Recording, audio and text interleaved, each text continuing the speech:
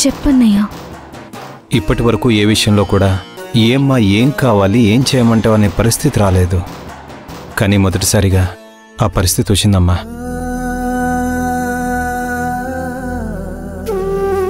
చిన్నపిల్లవు కాబట్టి ఇప్పటికీ నువ్వు మాకు చిన్నపిల్లలానే కనిపిస్తుంటావు.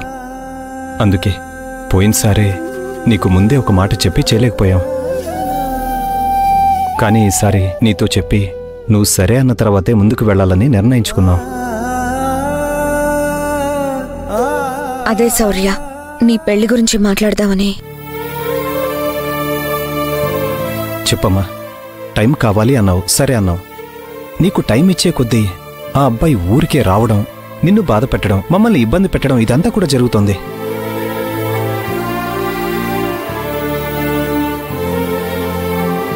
ఇలాంటివన్నీ ఏమీ లేకుండా, ఏ మచ్చా నీ మీద పడకుండా త్వరగా నీ పెళ్లి చేస్తే మంచిదని మేమంతా అనుకుంటున్నాం. సుజాత అత్తయ్య కూడా ఎప్పుడు నిన్ను కోడలుగా చేసుకోవాలని ఎదురుచూస్తూ ఉంది. అందుకే అరవింద్కి నీకు పెళ్లి చేయాలనుకుంటున్నాం. మరి నీ నిర్ణయం ఏంటో చెప్తే.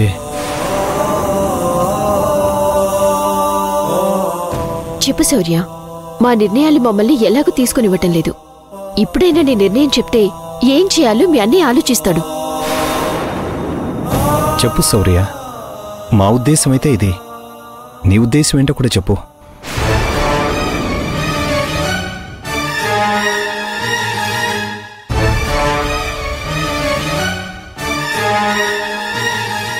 శౌర్య, నువ్వు అలా మాట్లాడకుండా ఉండడం కాదు, నోరు తెరిచి సమాధానం చెప్పు.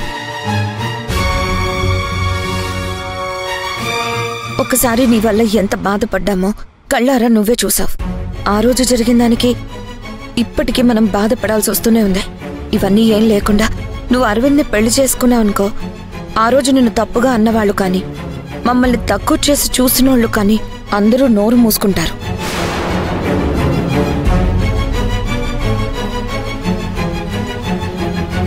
అలానే నీకేదో దిక్కు ముక్కు లేని సంబంధం ఏమీ తీసుకురాలేదు కదమ్మా. కాళ్ళ వేళ పడి అత్తయ్యని ఒప్పించాం.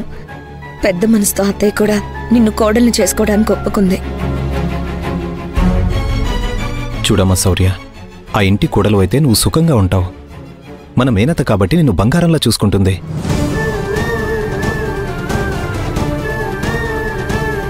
ఒకవేళ నీకు ఏదైనా కష్టం వచ్చినా మన అత్తయ్య కాబట్టి మేము వచ్చి స్వతంత్రంగా మాట్లాడగలం. నీకు ఎలాంటి సమస్య రాకుండా చూసుకోగలుగుతాం. అదే ఎవరింటికో వెళ్ళి అక్కడ నువ్వు ఇబ్బంది పడితే మేము గట్టిగా మాట్లాడలేకపోవచ్చమ్మా.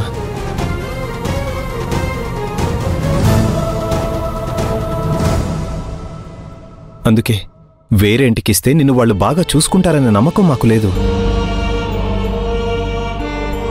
ఇన్ని సంవత్సరాలుగా నీ మంచి గురించి ఆలోచించే మేము ఈ విషయంలో మాత్రం నీకు చెడు చేస్తావని ఎందుకు అనుకుంటున్నావు? ఒప్పుకోవే, ఉన్న సమస్యలు చాలవన్నట్టు నీ పెళ్లి కూడా ఒక పెద్ద సమస్య అయిపోయింది. నువ్వేమో ఏమీ మాట్లాడవు. ఆ సిద్ధార్థ్ అనేవాడు నేను శౌర్యని ప్రేమిస్తున్నాను, నాకిచ్చి పెళ్లి చేయండి అని ఇంటికొచ్చి మరీ గొడవ చేస్తున్నాడు.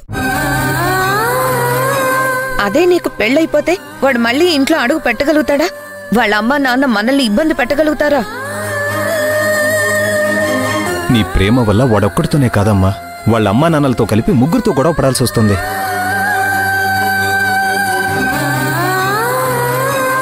ఈ గొడవలన్నీ ఏమీ లేకుండా నువ్వు ప్రశాంతంగా ఉండాలన్నా, మేము మనశ్శాంతితో ఉండాలన్నా నీ పెళ్లి అరవింద్తో జరగడమే పరిష్కారం.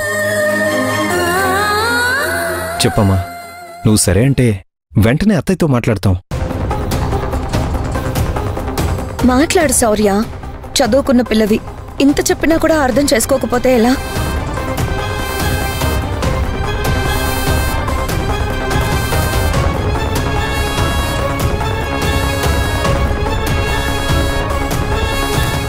సరే అన్నయ్య, మీరు చెప్పినట్టే అత్తయ్య వాళ్ళ అబ్బాయి అరవింద్ని పెళ్లి చేసుకుంటాను.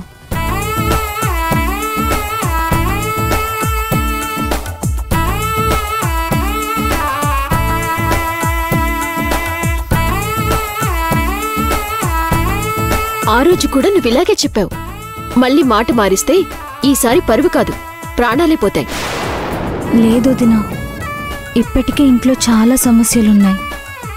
మళ్ళీ నేను కొత్త సమస్య కావాలనుకోవడం లేదు. మీ అందరి కోసం నేను తన్ని పెళ్లి చేసుకుంటాను.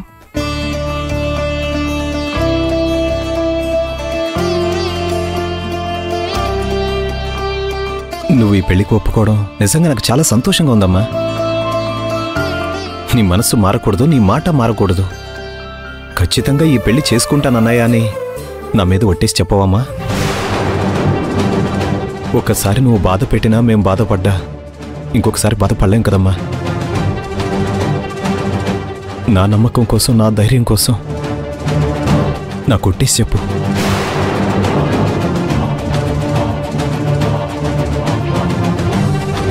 నేను అత్తయ్య వాళ్ళ అబ్బాయిని పెళ్లి చేసుకుంటానన్నయ్య. సిద్ధార్థ్ని మర్చిపోతాను. చాలమ్మా, ఈ మాట చాలు.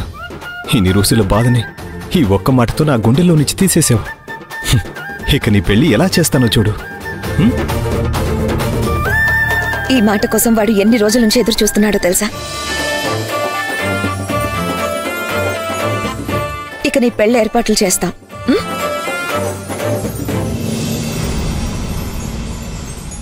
అక్క, నాకు నిజంగా చాలా సంతోషంగా ఉందక్క. ఇంకా ఆలస్యం చేయకూడదు. వెంటనే సుజాత అత్తయ్యకి ఫోన్ చేసి శౌర్య పెళ్లికి ఒప్పుకుంది, మేం పెళ్లి చేయడానికి సిద్ధంగా ఉన్నామని ఫోన్ చేసి చెప్పక్క. అలాగే.